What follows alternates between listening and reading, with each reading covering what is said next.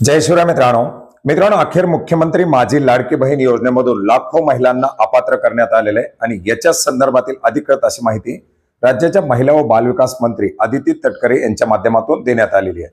मित्रांनो, यापूर्वीच्या व्हिडिओमध्ये आपण 28 जून 2024 चा याचप्रमाणे 3 जुलै 2024 चा या दोन्ही जीआर बद्दल माहिती घेतली होती। या जीआर मध्ये असलेल्या अटी शर्तीच्या या निकषाच्या आधारे ज्या महिला लाभार्थ्यांचे अर्ज अपात्र होत आहेत अशा अपात्र महिला लाभार्थ्यांचे हप्ते देणं आता हे बंद करण्यात आलेले आहे आणि याच्यामध्ये राज्यातील जवळजवळ 5 लाख महिला लाभार्थ्यांचे हप्ते हे आता बंद करण्यात आलेले आहेत।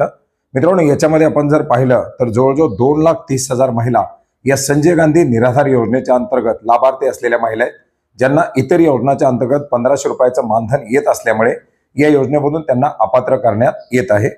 याचप्रमाणे 65 वर्षापेक्षा वय जास्त असलेल्या ज्या महिला आहेत अशा महिलांची संख्या 1,10,000 आहे।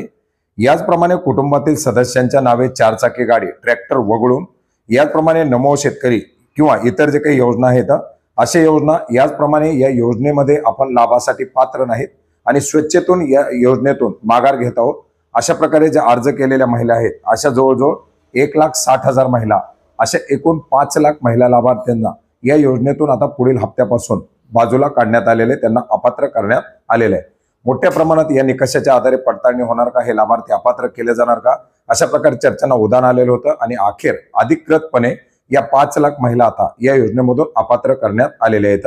मित्रांनो, याचप्रमाणे आपण पाहिलेले की कुटुंबातील सदस्यांच्या नावे 4 चाकी असलेले जे काही महिला लाभार्थी आहेत यांची आणखीन तपासणी सुरू आहे आणि जशी तपासणी पुढे जाईल तशा आणखीन काही महिला लाभार्थी याच्यामधून अपात्र होऊ शकतात। तर मित्रांनो, अशा प्रकारचं हे एक महत्त्वाचं अपडेट होतं ज्याची माहिती आपणास नक्की उपयोग पडेल अशी आशा करतो। भेटूयात नवीन माहितीसह, नवीन अपडेटसह। धन्यवाद।